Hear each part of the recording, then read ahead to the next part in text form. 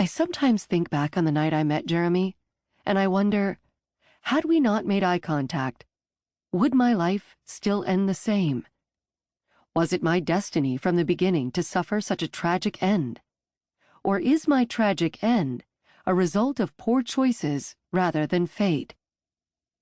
Of course, I haven't met a tragic end yet, or I wouldn't be able to recount what led to it. Nevertheless, it's coming. I can sense it, just as I sensed Chasten's death, and just as I embraced her fate, I will embrace my own. I wouldn't say I was lost before the night I met Jeremy, but I had certainly never been found until the moment he laid eyes on me from across the room.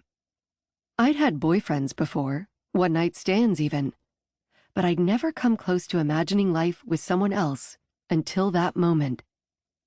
When I saw him, I pictured our first night together, our wedding, our honeymoon, our children.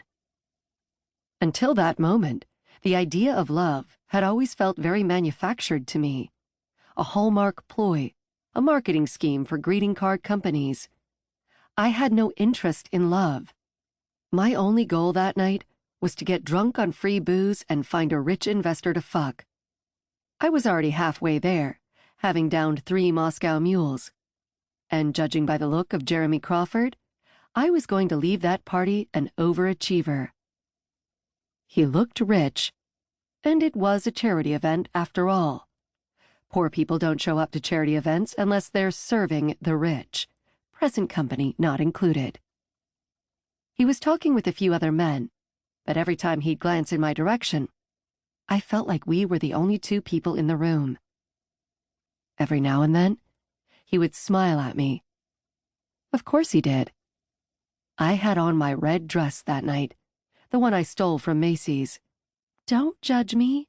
I was a starving artist, and it was ridiculously expensive. I intended to make up for the theft when I had the money. I'd donate to a charity or save a baby or something. The good thing about sins is they don't have to be atoned for immediately, and that red dress was too perfect for me to pass up. It was a fuckable dress, the kind of dress a man can easily bypass when he wants between your legs. The mistake women make when they choose their clothes for events like the one I was at is that they don't think about them from the man's perspective. A woman wants her breasts to look good, her figure to be hugged, even if that means sacrificing comfort and wearing something impossible to remove. But when men look at dresses, they aren't admiring the way it hugs the hips, or the cinch at the waist, or the fancy tie up the back. They're sizing up how easy it will be to remove. Will he be able to slip his hand up her thigh when they're seated next to each other at a table? Will he be able to fuck her in a car without the awkward mess of zippers and Spanx? Will he be able to fuck her in the bathroom without having to remove her clothes completely? The answers to my stolen red dress were yes, yes, and hell yes. I realized with that dress on, there was no way he would be able to leave the party without approaching me. I chose to stop paying attention to him. It made me seem desperate. I was not the mouse. I was the cheese. I was going to stand there until he came to me. He did, eventually.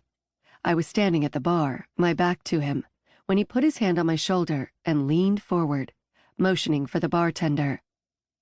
Jeremy didn't look at me in that moment.